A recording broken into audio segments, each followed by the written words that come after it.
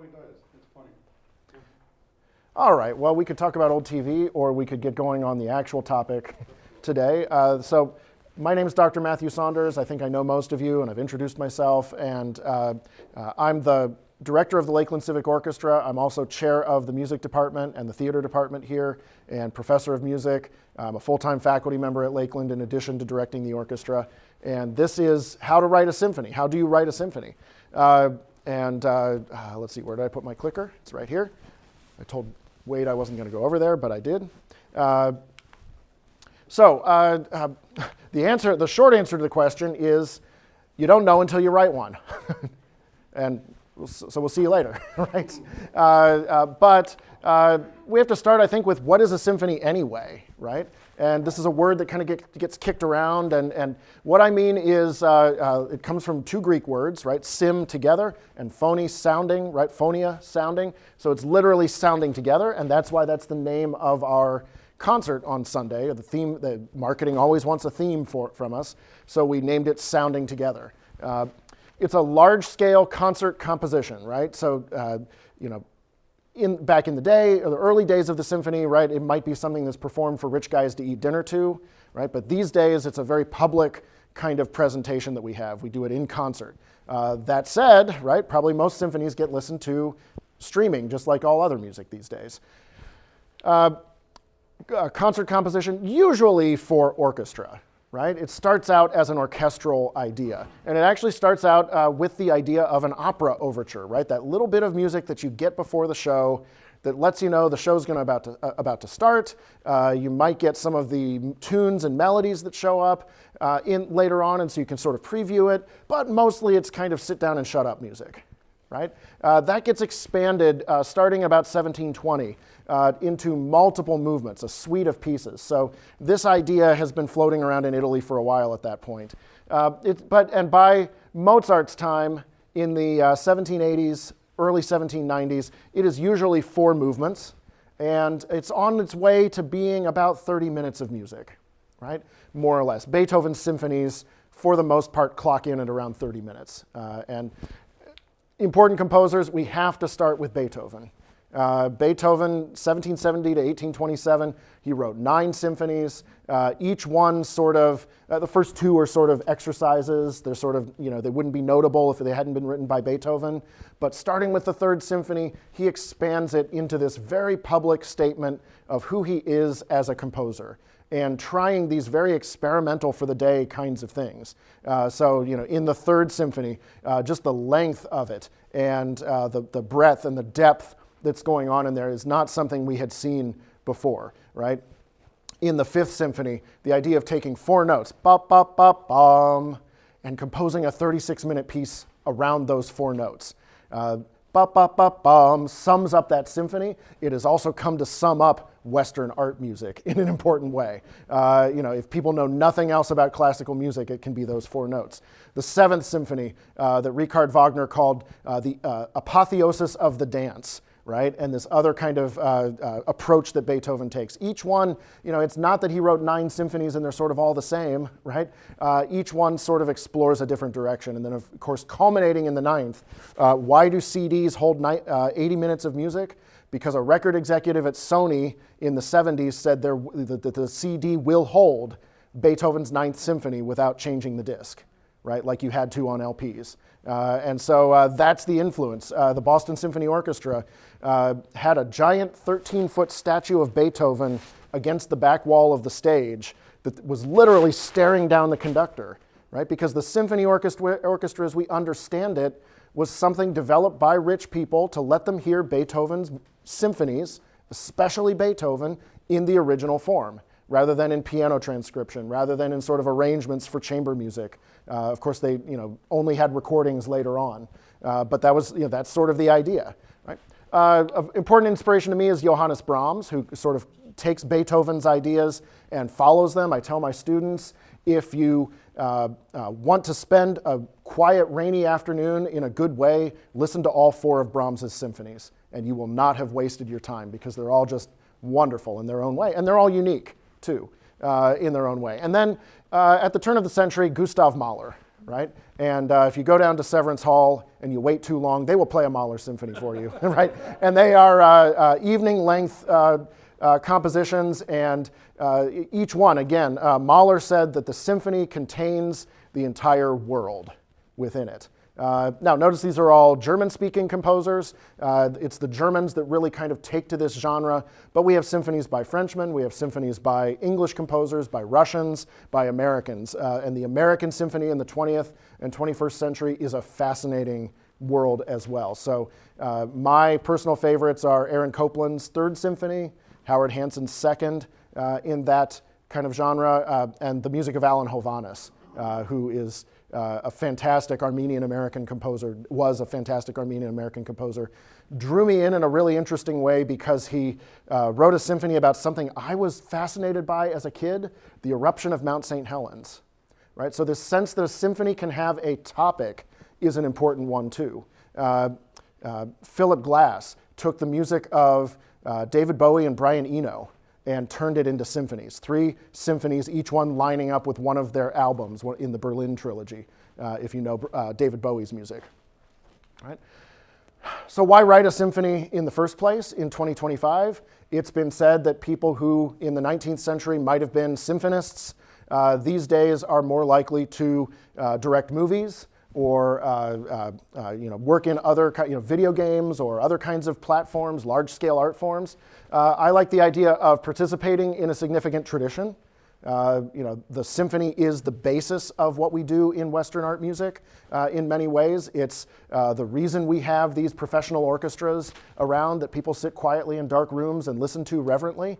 That's the idea, and the symphony is at the core of that. It is also a very public medium. Right? Chamber music is wonderful, solo music is wonderful. You don't often get big audiences for those things. And so in this very public kind of way, and yet this very live way. I'm a composer who likes the idea of people playing music for people. Absolutely, am I recording this on Sunday when we perform it? Yes, right? But that's not kind of the end goal. The end goal was to have this experience with the members of the orchestra that we then share with the audience, and that's hugely important to me. For me, it's also a career milestone, right? I told the orchestra, I've been thinking about, listening to, performing, conducting, writing, not writing, abandoning midstream, symphonies for about 35 years now. And Beethoven wrote his first symphony when he was 30. Now Mozart, in Mozart's time, he's kind of cranking them out, from the time he's able to hold a pen.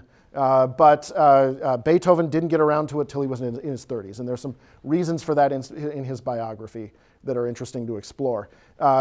Brahms didn't start writing symphonies until he spent 20 years on his first symphony because he was so overwhelmed by what Beethoven had done with the medium that he didn't feel like it was in the right place. And he kept starting and stopping, and we can see the evolution of his first symphony. And then kind of the other 3 come out at regular intervals after that, through the 1770s and 1780s.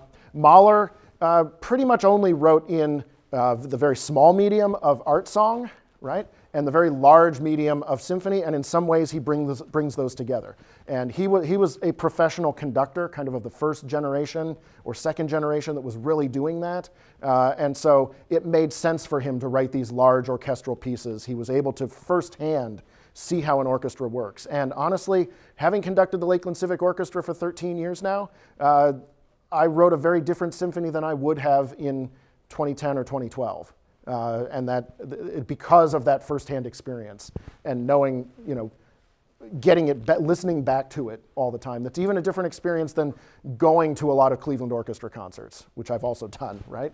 And then this idea of exploring a large-scale form, right? Lots of people as a composer want you to write a 3-minute piece or a 4-minute piece or even a 1-minute piece, right? And you don't get a lot of chances to write really big pieces for really big ensembles. And that's kind of the composer's dream. Some composers are interested in creating albums of popular music, right? That would be a large-scale form. I have friends in the Cleveland Composers Guild who are gaga about writing opera, right?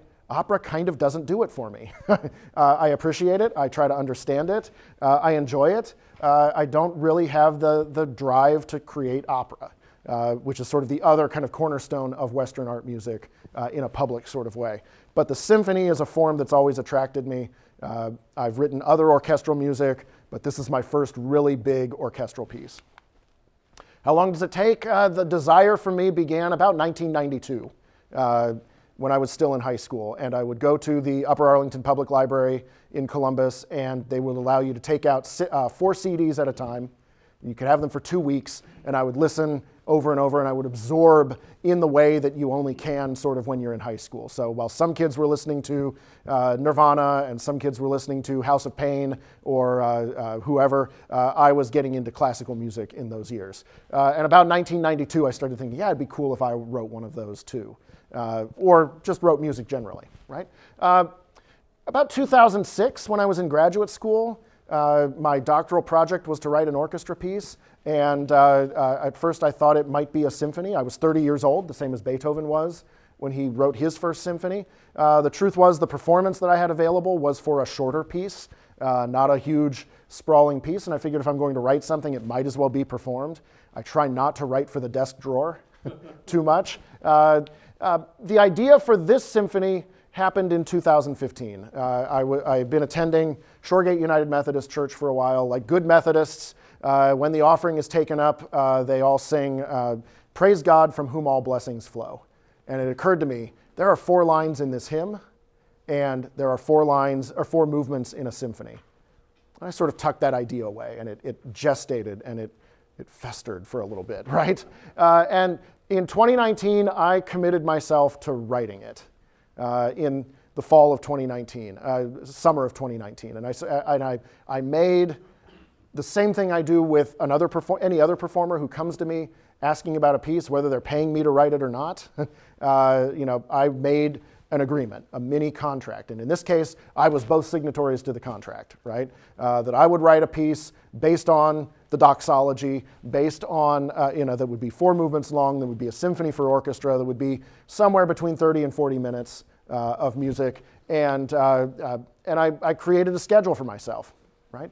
And then there was a hiatus from 2020 to 2024. I wasn't not thinking about it, but I wasn't sort of actively writing it. And sometimes I would pull out those files and I'd look it over, and then I'd stick it back away, and we'll talk about the reasons for that. You can probably guess one of them. And then in the summer of 2024, I came back to it and I rededicated myself. Okay, now is the time to finish this thing. I had originally sort of thought it would be the premiere would be a 45th birthday present to myself. I will be 50 in March, so it took a little longer, but it's still a nice present that the orchestra is doing for me and the college is doing for me, right?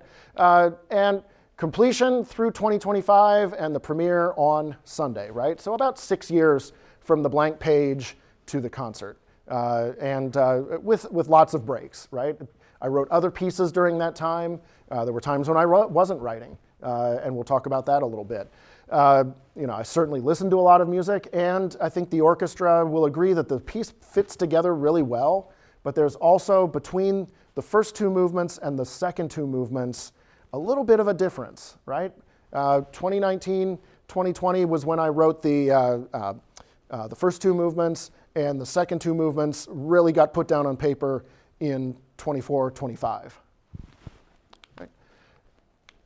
So I have a lot of philosophy and about, you have to think about it. If you're going to write a symphony, what makes music symphonic? And I wrote down in my sketches, right, what I thought a symphonic piece entails, right? So it is a combining of tones, right? The whole is greater than the sum of its parts, right? That's something that's going to happen.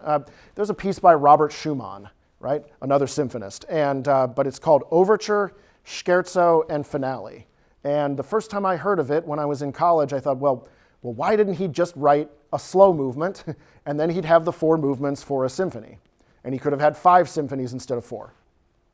And then later on, I came to realize that's not just what a symphony is. It's not just 4 movements that go fast, slow, faster, fast, right? It's different than that. It's greater than the sum of its parts.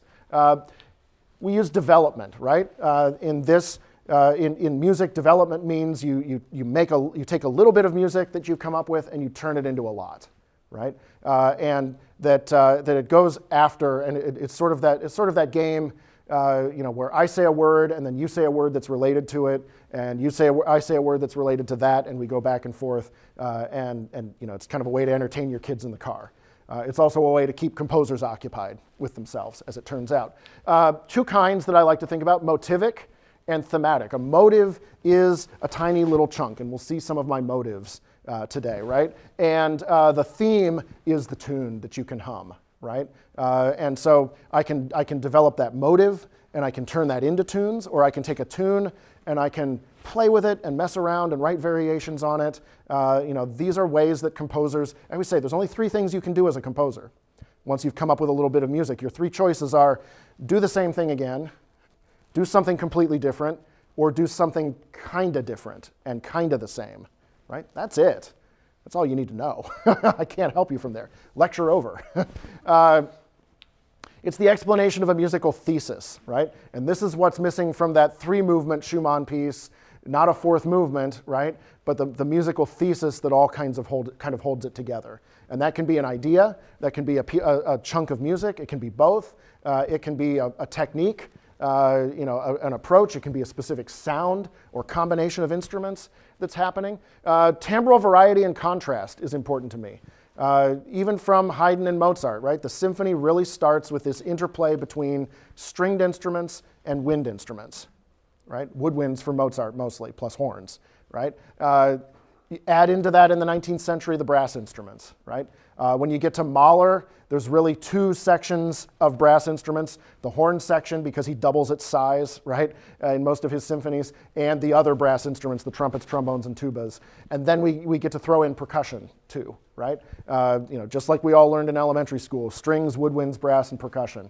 And having this variety, and musicians call this block scoring, right? That everybody doesn't play together all the time, and we're making decisions by related colors of timbre rather than by the register in which instruments play, right? And I'll show you some examples of this as we go on.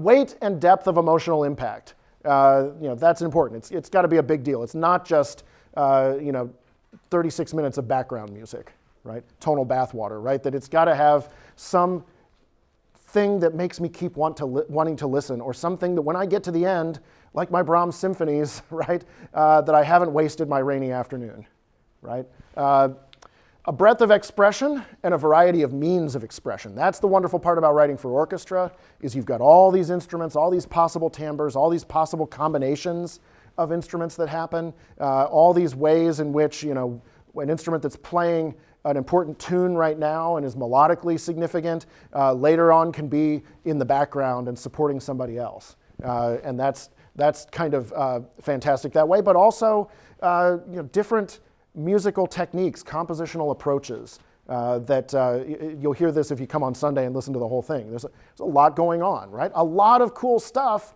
happened in the 20th and 21st century, right? Down at Severance Hall, they know that if they program certain pieces by certain 20th century composers, that they better have a barn burner on the end of the concert or people aren't going to buy tickets, right?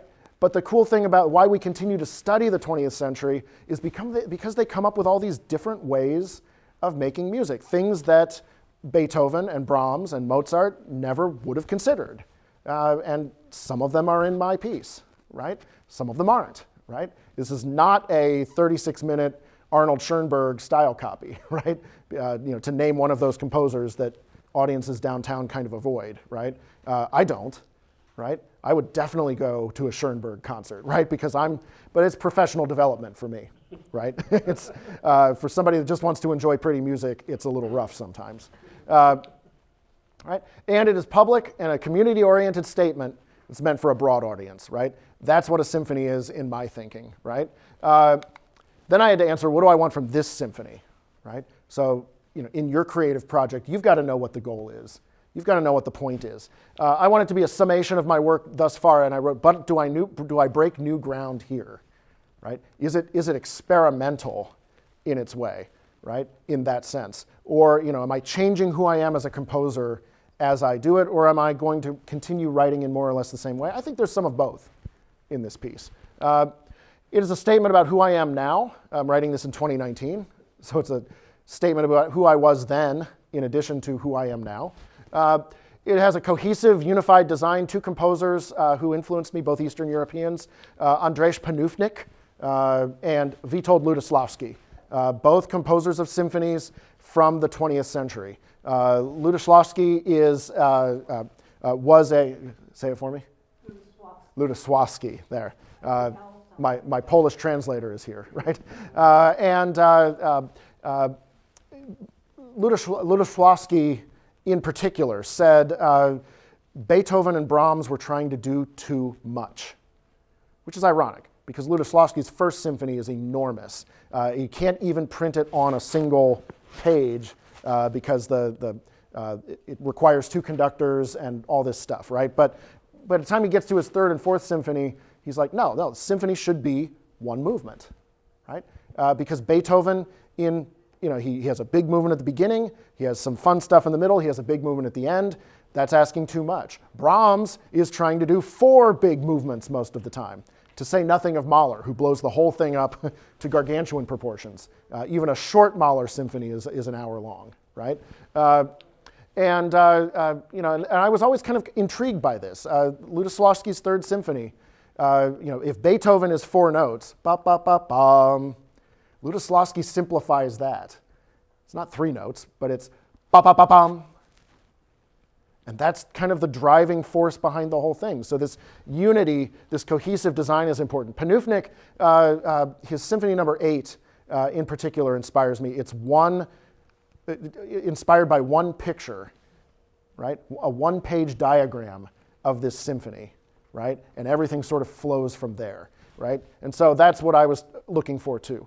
It should be playable, and it should be enjoyable for the musician and the listener. I knew that the orchestra I had is the Lakeland Civic Orchestra, and they are wonderful, but they are not the Cleveland Orchestra, right? I'm not slamming them. In some ways, I prefer them to the Cleveland Orchestra. You go down to Severance, should I put this on tape? I don't know, right? You go down to Severance, it's also refined and polite. And it doesn't capture for me the experience of being in front of the orchestra and hearing those little scrapes of the bow and hearing those real people, right, who are not, the Cleveland Orchestra is the Kansas City Chiefs of orchestras, right? It's the LA Dodgers of orchestras. Lakeland Civic Orchestra is more like the Lake County Captains. We have plenty of fun, right? We have a good time, but right, it's got to be enjoyable for the musician, right? These people are all playing for free, and I'm committing them anytime I pick a program, I'm committing them to several weeks of showing up and working on it. Where downtown, Cleveland Orchestra, 2 rehearsals, right? 1 if it's a really familiar piece already, and you get to move on to something else, right? It's just a different world. And it should also be enjoyable for the listener, right? So I did not want 36 minutes of Panufnik or Schoenberg or, insert difficult composer here, right? It needs to be a praise to God, right? This is the idea, my doxology idea, right? So it will have 4 movements based on Old Hundredth. And I had to ask the question in 2019, is that structural? Is it motivic? Or is it somehow more explicit? So structural being the overall plan, right? Panufnik's one-page diagram, right? And there is some of that. Motivic, am I going to take tune directly from Old Hundredth? I did a lot of that, right? Or somehow more explicit. And I make it explicit too. There are places where you can hear Old Hundredth, right? Praise God from whom all blessings flow in this piece. And I will give you a hint. If you get about 30 minutes in and you hear the entire chorale presented, congratulations, you've made it, right? It's almost over and you will get to go home or out to dinner or whatever, right? Fairly soon. We used to joke about when I was in college, we'd go to the Cincinnati Symphony in those days, and there were people who would leave as soon as the applause started. And then you'd get out to the parking garage, and there were people who had backed their cars in, and it was holding up traffic. And I said, oh, we always said those people who were leaving as the applause was going and always missed the encore, right? They were also the ones who backed in. The joke was, where do you have to go on a Saturday night after the concert? I don't know. It's also ecumenical, right? It's an invitation to praise, but it's also an invitation to community. And faith, the invitation to praise and faith, but faith is personal and private, right? I'm very aware that I'm at a public school and that we have separation of church and state, and that there are people in the orchestra who don't share my views on God, religion, faith, salvation, whatever, right? And Praise God from whom all blessings flow is about as ecumenical a chorale as you can find. It's still Christian.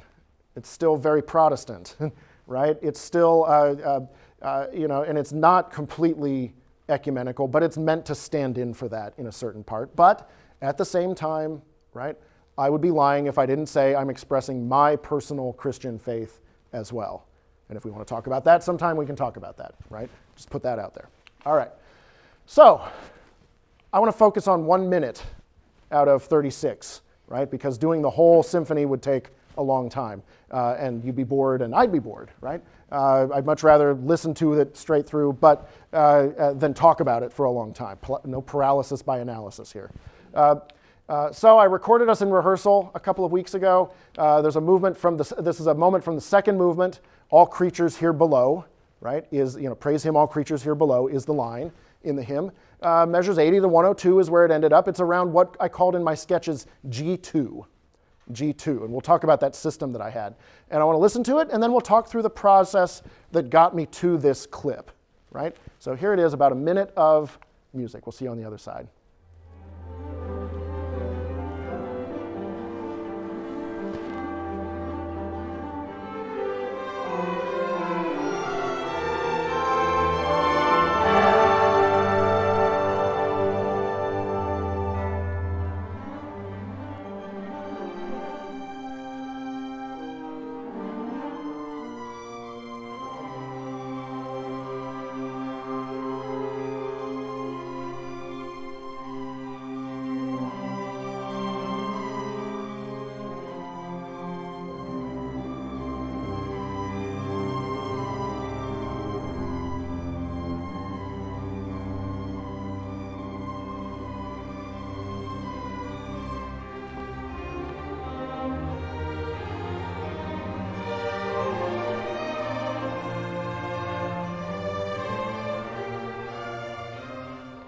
Right?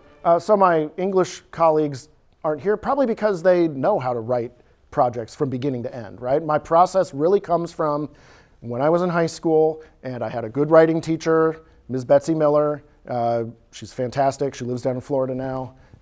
And she introduced us to the writing process in sophomore composition.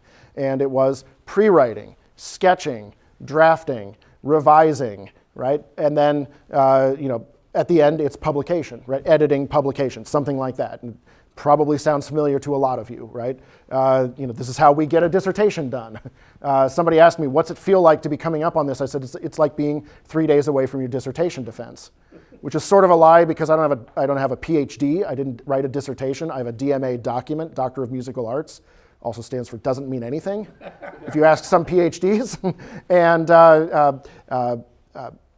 so the DMA document is not quite as stressful as writing a dissertation, but it was still a big deal. It was still a big moment, and it sort of feels like that. So thanks to Ms. Miller, I had the tools kind of in the back of my mind, and I think about the creative force in a lot of ways, right? And how you get from nothing to something. My dad was a wood carver, right? And he had a teacher who, through listening to him talk about his lessons with her, I came to understand a lot of, Spirit Williams is her name, and she lives down in Southern Ohio. We had a playwrighting talk here a few years ago that Jamie DeMonte brought in, Tisha Dolores Nelson, something like that. It's in my blog somewhere. I met an author once on a plane, a young adult novelist, and kind of following her blog over the years gave me some idea.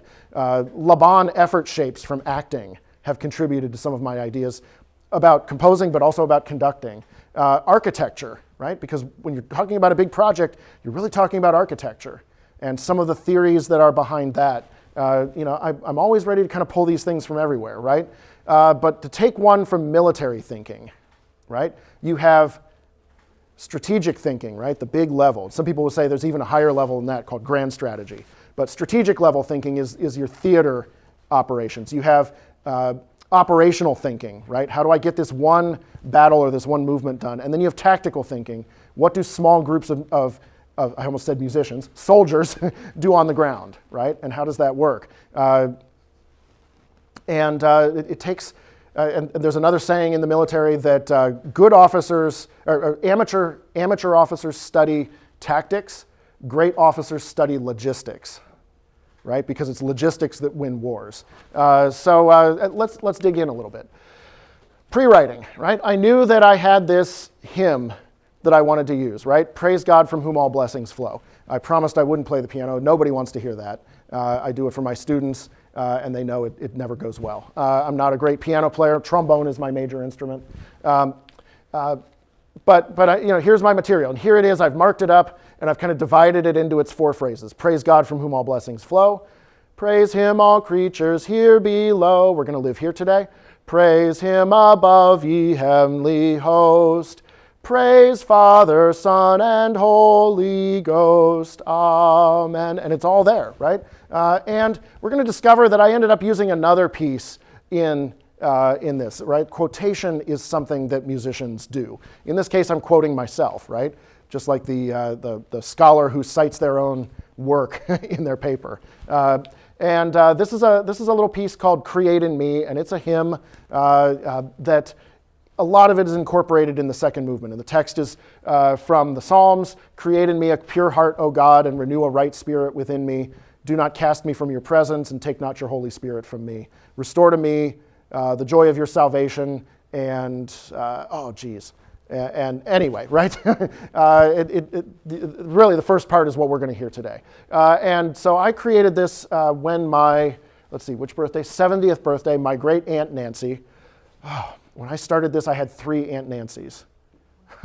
A biological aunt on my dad's side, my mother's sister-in-law, and my dad's great aunt. I'm down to 1 now, because that's as it goes, right? And she passed just as I was beginning to write. My great Aunt Nancy, who was a Methodist minister, she had a doctorate, she had a PhD, she had been a nurse, she had been in the Peace Corps back in the 1960s when Kennedy started it out and it was new. Amazing person and deeply inspirational to my dad, who knew her better than I did. But even the few times that I got to meet her, because she lived in North Carolina, was just I could tell this was a fascinating person that contained multitudes in depth. And I know she was an influence on my father, right, who of course was a great influence on me and his values and his ideas. So those were my 2 kind of sources, right? Gathering materials. If you're a researcher, you are going out and you're finding your materials before you dig into writing your paper, right? You can't start by writing your paper, although we have students that try, right, Jen? It's you can't, but you have to find your sources first, and you have to know your research.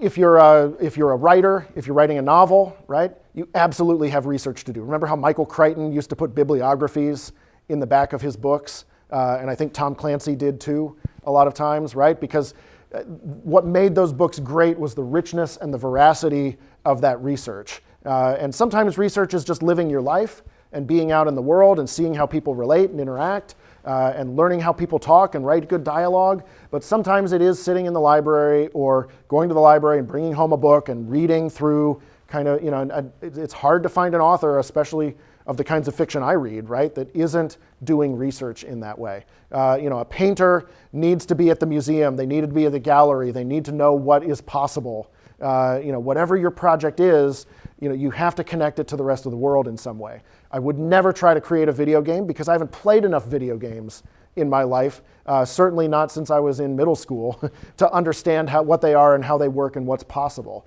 I would sound like an idiot if I tried to create a video game.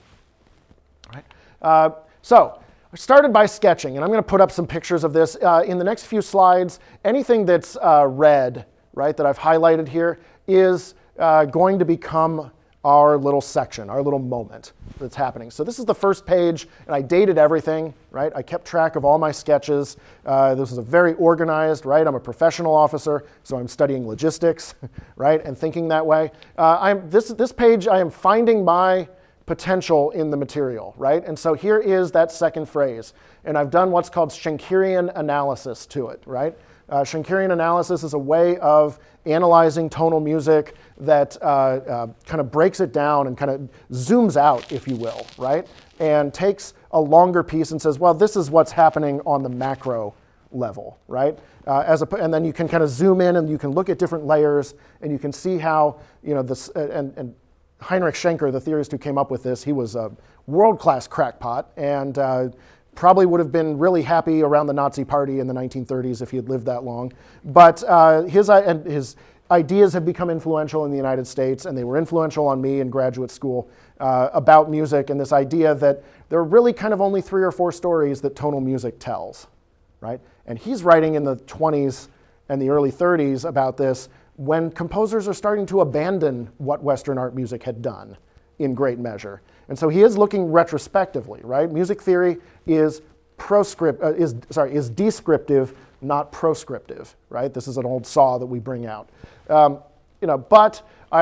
Studying theory as a composer has given me some sort of analytical techniques to think about. So here I am sort of breaking this down, and I kind of break it into 3 sections, F, G, and H. And of course, we're in section G.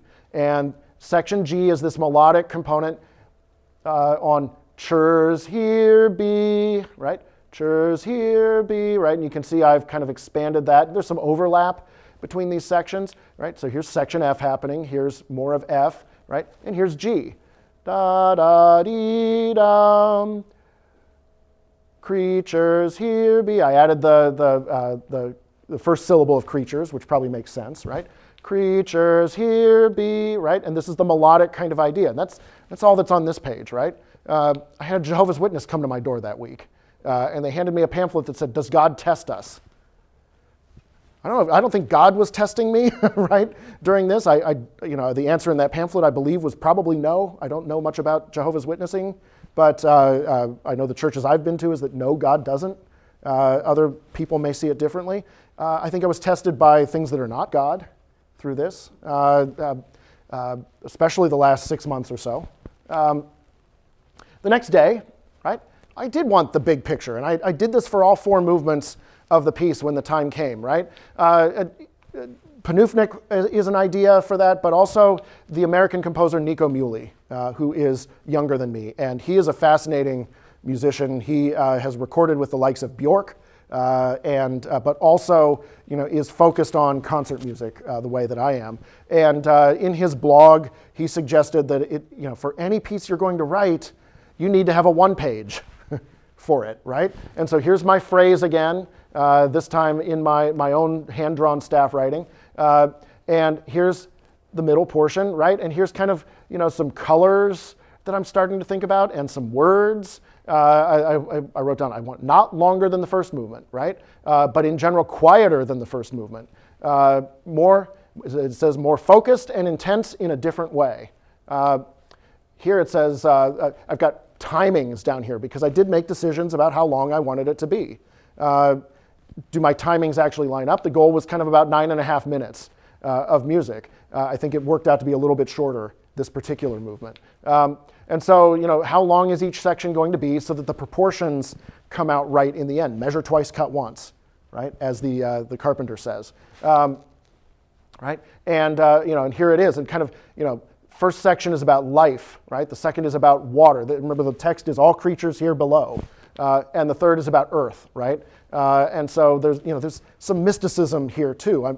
I think rationally and scientifically about a lot of things, but I also have a mystical kind of side that I think you have to if you're going to be a musician. And then some adjectives, right in our section, watery, flowing, and I wrote redemption. And then I wrote a big line at G2, and it says big difference, right?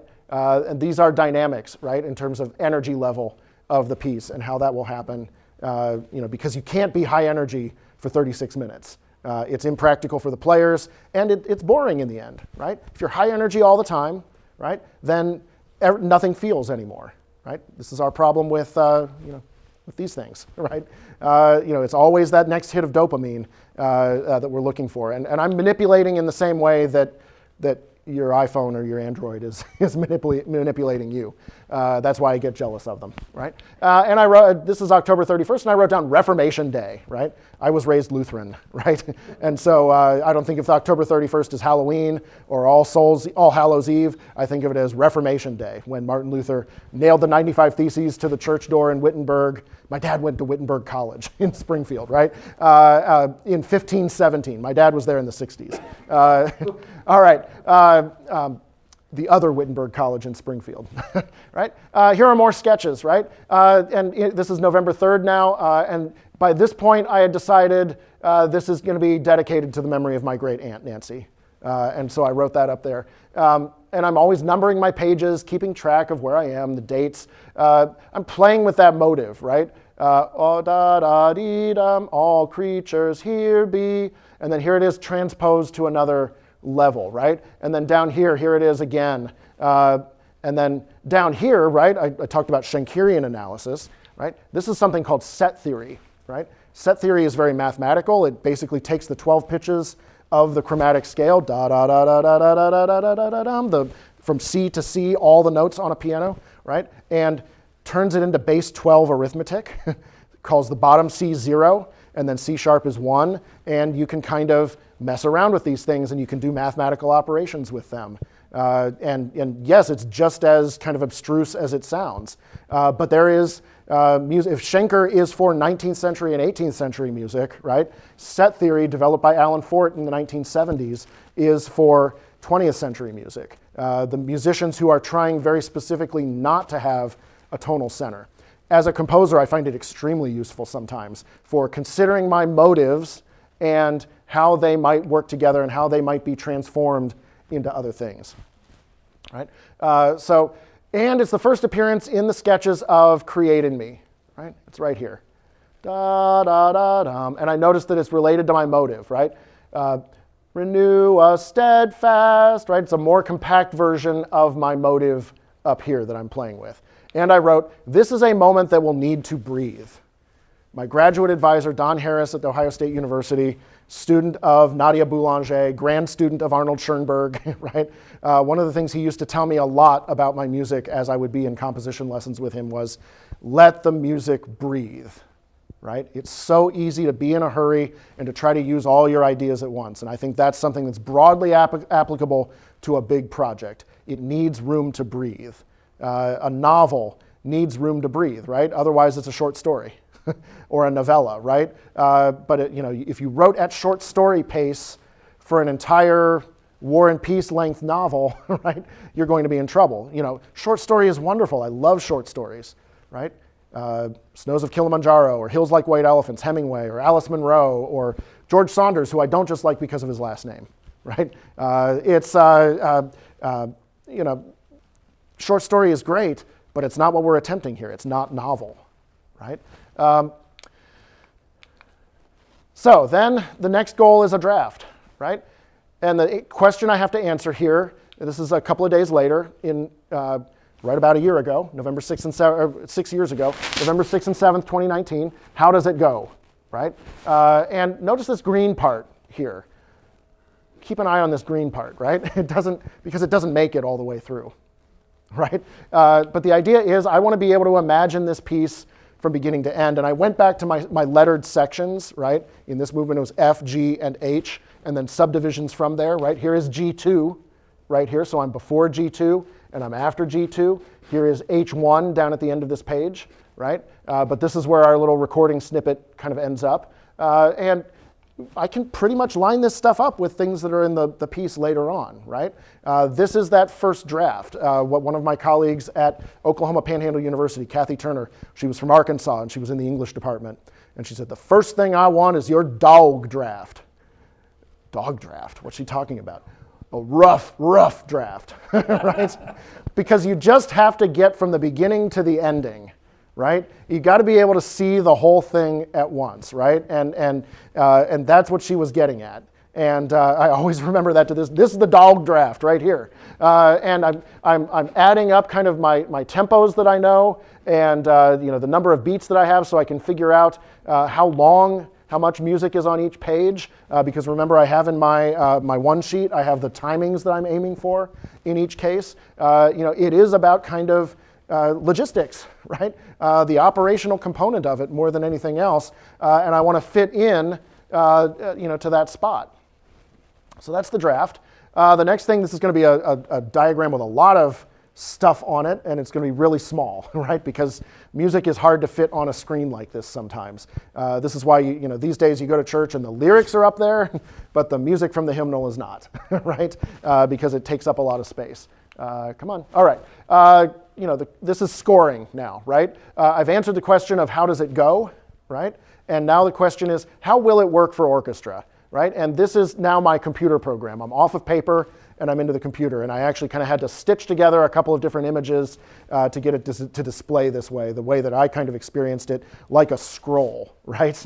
Rather than a codex. Another thing that this is not very good at showing us. But here's my portion that we listen to. Here's my green portion that doesn't make it all the way through, right? My version of a draft, because I had this sort of piano-looking sketch to work with, it was now time to expand it into, I call it one of each instrument, right? It's a short score. This is not something you could perform from. It's not something that I could conduct from. It's not going to have all of my information, but it's getting my ideas another step closer, right? It's fleshing out. It's taking what was kind of the skeleton and starting to put muscles on it. Not skin yet, right? But muscles. And each of these little, each measure, right? The vertical lines, each is a measure. If you know much about music, and each one that has just a dot, it looks like a dot from where you're sitting, right? It's a whole rest, right? Nothing's happening in that measure for that instrument, right? So I have flute, oboe, clarinet, bassoon, horn, trumpet, trombone, tuba, timpani. These are percussion. I wasn't sure what I would do with yet. You can see there's no percussion in here at all, right? I haven't decided that. And then first violin, second violin, viola, cello, bass. And this is basically how an orchestral score is laid out, but it's still missing a lot of details. And I still have some ideas to do. Look at this. Here the da da dee da da da da da da dum da da. It's about where it's supposed to be, but it continues in just the woodwinds. These are clarinets and bassoon. And then this ends up in clarinets and bassoon. Maybe because it was convenient to put it there more than anything else. We'll take a look at what happens to it.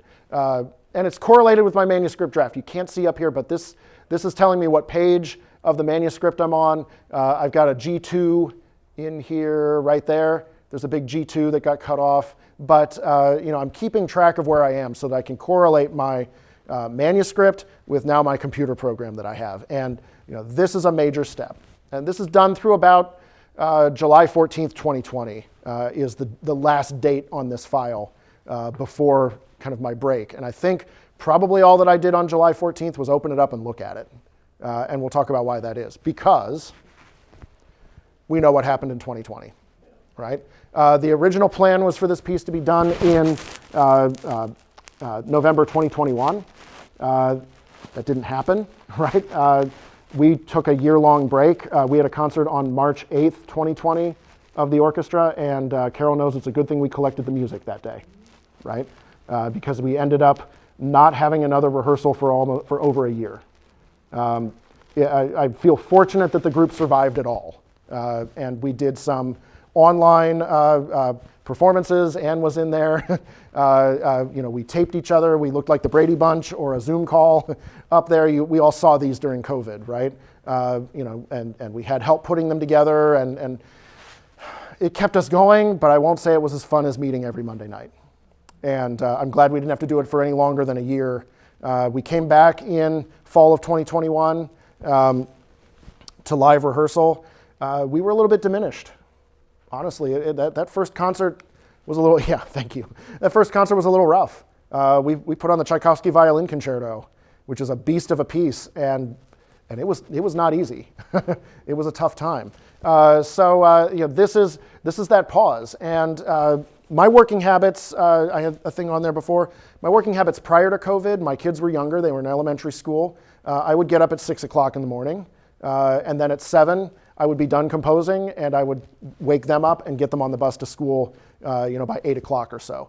By the time we came out of COVID, my son was in middle school with an earlier bus.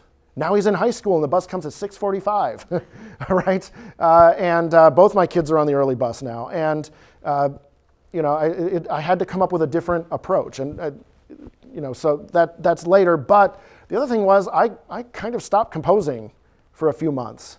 All of a sudden I was doing a lot of online teaching and I felt like that was looking at the computer screen enough, doing all of my classes online. And I didn't want to come back to it. And I didn't really have a project going. And I kind of got some things happening, going on, that it took a while to come back. And all those concerts, I had a great slate of concerts in spring of 2020, in March and April, that got canceled. And that was a real blow. It took about 2 years for all of them to happen again once we came back. And some of them didn't happen.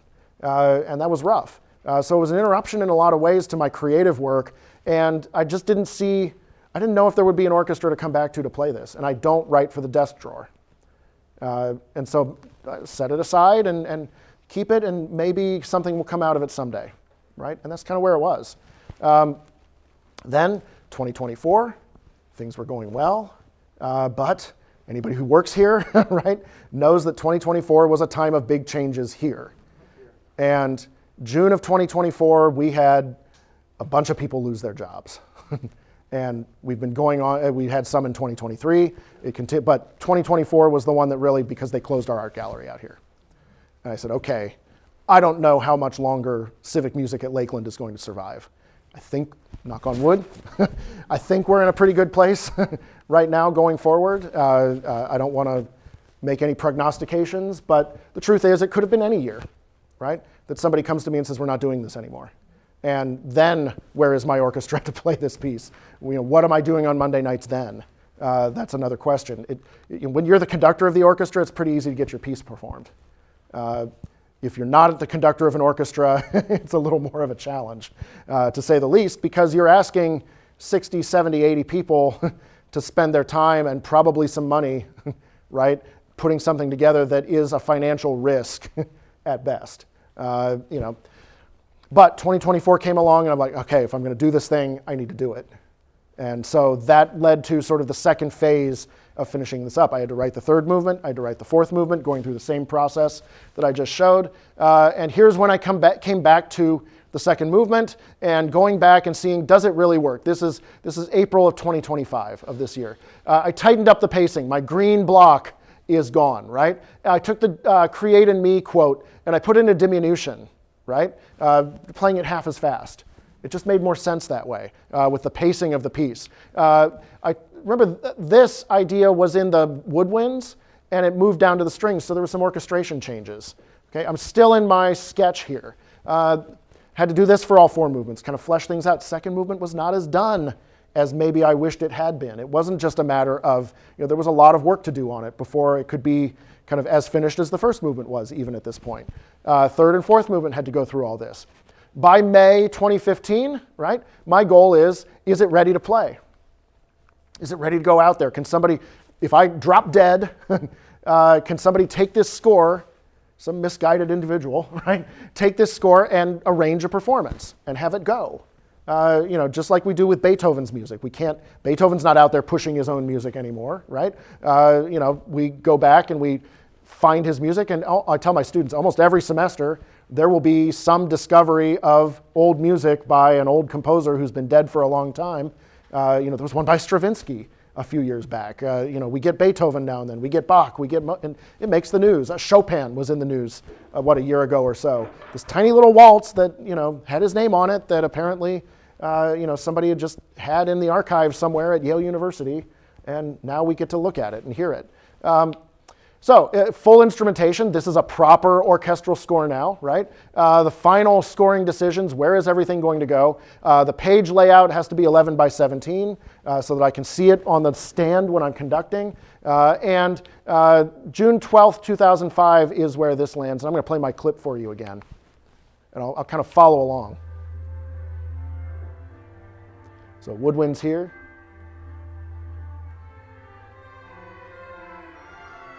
Big chord for everybody. Violas and cellos down here. Here's Create in Me. And this ends up more thickly scored, right? There's some motivic development and repetition, right?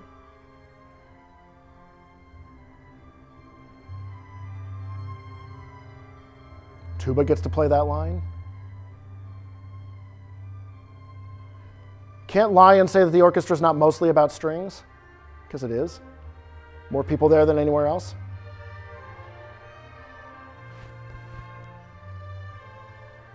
And then a little mixed scoring. Right? So, then you're not done, right? There's more to it, right? Can the whole orchestra play it, right? They can't all look at that 11 by 17 score. There's too many pages to turn, right? And it's impractically sized. They need their individual parts that they're going to play from. And if you're a rich composer or a famous composer, you get to pay somebody to do this for you. I am neither of those things, right? So I get to do it myself, which is okay. So I did one more editing pass of the full score to make sure everything was where I wanted it to be. I've got a fairly specific workflow that I've developed over the years for a large ensemble. I actually made a couple of innovations on this project. I won't go into that kind of technical detail. It's inside baseball for the specific software that I use, which is Sibelius, by the way, Sibelius version 6. Some score staves became parts, but others needed extra staves, right? So in my score, I have, for example, two flutes on the same staff. Well, the two flute players don't want to read it that way, right? And so I have to extract those out, and I do that by creating a flute 1 staff and a flute 2 staff, which I then hide from my view in the score, right? And I hide the score and all the other parts from the flutes. So extracting parts from musicians went, from editing on June 16th and then extracting June 25th through July 4th. Now, this date back here, June 12th was the day that my daughter was doing a camp down at Gilmore Academy, and I drove extra on the way to pick her up so I could listen to the whole thing from start to end. And that's when it was done, right? Because the only place we have a CD player anymore is our car, right? And I didn't want to play it in the living room and bother my family with it because it was the MIDI version, which sounds kind of terrible. And I want them to experience it fresh on Sunday. Not everybody gets to do that. So extracting the parts took, July 4th, we went to pick up my kids at camp, and I'm telling my wife I finished it today, right? So then they have to get it out there, right? The score and parts went to the production center here at Lakeland in July 2025. So thank you to Lakeland for duplicating costs and the effort that went into that. The Civic Orchestra librarian and concertmaster had it from about August. Thank you to Aaron, who's not here, and Carol, who's our librarian. Because there are things that they have to do to get that ready to go out. Again, it's organizational and logistic as much as it is anything else. The first reading was August 25th, 2025. I made a few minor changes to the symphony, but nothing to our clip. The changes you can make once it's on people's stands are pretty minimal, unless you want to go back into the process. It's sort of, when I was in college, I took a creative writing class, and our professor had just finished a book on John Updike. He was a huge Updike scholar. And he said, he brought into class one day, he said, just so you know, he said, here are the galleys, right? The sample copy that the publisher created. This is back in the 90s and everything was in print. It was on paper. And he said, once you get to this place, there's not much you can change, right? This is pretty much the book, unless it's like a minor spelling mistake or something. It's very little can be changed at that point. We did make a couple of changes in rehearsal. I'm keeping an errata list the whole time, right? Because after we're all done, there's going to be a group of final edits and corrections. I will go back in and fix all those things. I don't think I want to change much about the structure of the piece. I'm pretty happy with it. But, you find mistakes. You find places that I screwed up. I'm human, right? And it's all there. All right? So that's how I did it. And I hope everybody can come on Sunday. We probably have a few minutes for questions if anybody wants to stick around. I don't have to be anywhere, but maybe you do. I know some of my colleagues had to leave to go teach, I assume. But I've got some of our flyers here, not too many of them, but if you want to take one, if you haven't got one already, please grab one, and definitely come on Sunday, 4 o'clock. We've got 2 great pieces on the first half, one by my friend Olivia Kiefer, who's a composer at Grand Valley State University in Michigan, and one by Vivaldi, who is famously dead for 300 years. So, but a wonderful soloist on Winter from the Four Seasons by a young man named Joji Lewicki, and I say young, he's 10 as of last month, and he plays violin beautifully and is just a real charmer on stage too, so I know that everybody will enjoy that. And my predecessor, Bob Brown, will be there to play the harpsichord part on that piece, so that's fun too. All these connections that come together, right? Okay, what can I tell? Yeah, yeah, if you feel like that. What can I tell you? So, okay. Mr. Holland's Opus. Oh, I hate that movie. Not because he's a composer. I started out in music education. I was a high school band director for a time. I don't like that he gets into music education for the wrong reasons, and I know that's sort of the point of the movie. He becomes a music teacher so that he can eat. He's tired of being a starving jazz musician. And he's got this symphony he's writing the whole time. What I really dislike about that movie is the student wants him to run off with her to New York, and he thinks about it. He considers it. I know it's just a dramatic movie. I love Richard Dreyfuss. I much prefer Jaws to Mr. Holland's Opus, though. All right. Yeah. All right. Yeah. I think there are better movies about being a composer out there. I love the Kevin Kline musical version of Cole Porter's life called DeLovely. Ashley Judd is his wife. It's his music is threaded all in through there with some performances by some younger musicians. Alanis Morissette's in it, Diana Krall's in it, Robbie Williams is in it, Sheryl Crow's in it. I think, and again, it's fictionalized, but the thing that always sticks with me in that movie is Ashley Judd playing his wife, and he has betrayed her. His indiscretions have exposed them to potential ruin. Of course, he is a homosexual and closeted. It turns out Linda Porter also was homosexual. They were each other's beard. And that's not covered in the movie, but his homosexuality is. And she says, he's about to be exposed. This is the 1940s. And she says to him, the whole goddamn world has indulged you, Cole. And she goes, and for what? Just a little music. Cut me to the quick. But it keeps me grounded because it is just a little music in the end. I try not to be the kind of person that thinks what I'm doing is the most important thing in the world, because I know it's not. I'm not curing cancer. I'm not saving the planet. I'm not running governments or corporations. There are things in there that I'm not saving souls. Maybe I am, right? Truthfully, community music making did save my soul, as much as, or at least my life. It's important, and what we do is important here. But I know that it is just a little music at the end. I'm going to sort of disagree with you, because I think when you say scientists are creating all these medical miracles, in reality, music does help people. It keeps them whole, and it may even keep them healthier than you realize, because it keeps them relaxed. It may excite them in a good way.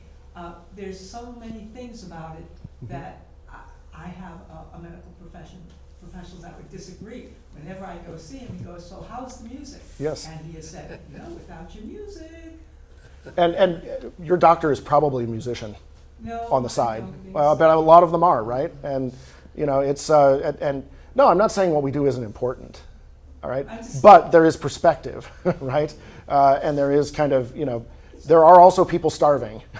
There are also people who are desperately ill, either bodily or mentally. And can music help them? Yes, but is it the only thing that's going to help them? No, right? it's all intertwined. Yes, yeah. Music is our human birthright. And kind of one of those things that sort of saddens me about commercial music is the way that it steals that birthright away.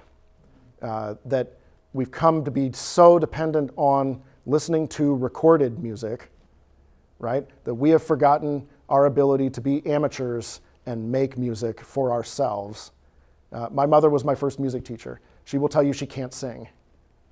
Well, here I stand, right? Because one of her parenting techniques is, or child raising techniques is, if a kid is bored, if a kid needs to be distracted, if a kid has to walk a long distance and doesn't want to, we're gonna sing a song together, right? And I remember walking to the post office with my mom in East Sparta, Ohio in about 1978, and she couldn't carry me and my little brother, right? And so I had to walk. I was 2 years old, and we're singing It's a Grand Old Flag or whatever song she can think of, right? To get us there and back. And sometimes I'm sure I was 2, I didn't want to go, right? That's the human birthright, right? And yes, music is important. It's not the only thing that's important. Yeah. Any other? I don't know if this is a weird question, but I know that there are challenges with certain instruments that just are born of the mechanical structure of, where keys are on a clarinet, or other types of challenges in terms of range limitations and so on. Was there any part that you ended up having to change and you kind of wish you didn't have to, but you had to because the way you had it, the key you had it in for that instrument, it didn't work well for a musician to play that? I should have made the first movement easier. The first movement by itself is easily a piece that would occupy us for an entire concert cycle. It's tough. Some of it is because I am not a string player. As a music education major, I played every instrument in college to the level of about Twinkle Twinkle Little Star, right? And band instruments I'm a little better on because that was my focus. As a wind player, I was expected to, teach all those instruments, right? Rather than being a strings teacher and teaching the stringed instruments. That said, most of the time as far as technique, I was fairly conservative with this piece because I know who I'm writing for. I'm writing for a good, solid, sensible Buick. The Cleveland Orchestra is a Maserati, right? And you write differently for that. Doesn't mean that the Buick can't get you where you need to go. As someone in the orchestra, I've not heard complaints. One of the things, if you're in an orchestra and a composer writes some things that are not really good on your instrument, you'll hear the player say, really, they don't know this instrument very well, and they make it work. No one has complained about any of that. So he has stayed within the realms of good writing so that this could be played by good community orchestras. And I think you listen to any accomplished musician, even when it sounds like difficult music, it is generally music that is idiomatic for that instrument, right? Whether even the human voice, right? Opera singers only sing certain roles, right? They only sing the roles that match their voice because those roles were created for singers with a similar voice. I have a friend who's an opera singer, and when I met her, I said, oh, what kind of, she said, oh, I'm a soprano. I said, well, what kind of soprano? She said, oh, blah, blah, blah, blah, blah. And then she goes, I'm a Gilda from Traviata. Is it Traviata? One of the Verdi operas. Okay, she's a Gilda. Okay, that's the kind of voice that, which is not a Wagnerian voice. It's not a Mozart voice. It's not a Handel voice, right? Each of us is gifted a little bit differently there. With instruments, we're a little luckier because, there's some personality to it, but it's all through this, if you're a clarinet player, the keys are where they are, in this mass-produced kind of world that we live in since the 19th century. A clarinet in Berlin is more or less the same as a clarinet in New York. Now, there are some major differences among instruments, but horn players will talk about the German version of the horn versus the French version of the horn versus the American models that are made now, right? We sent you a picture one day when we had that class.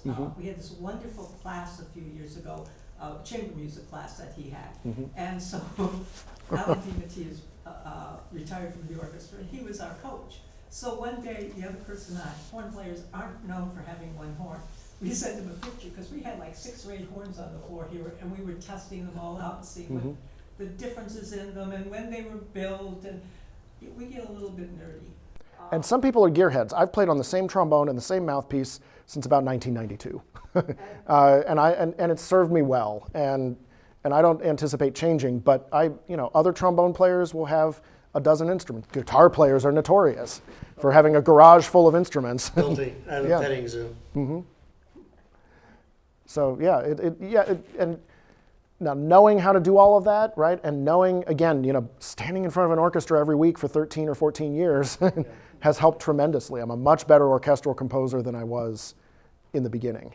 It's just experience. You don't pay the plumber for the 15 minutes it takes him to fix your sink.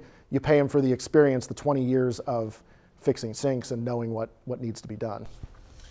You said you didn't know anything about video games.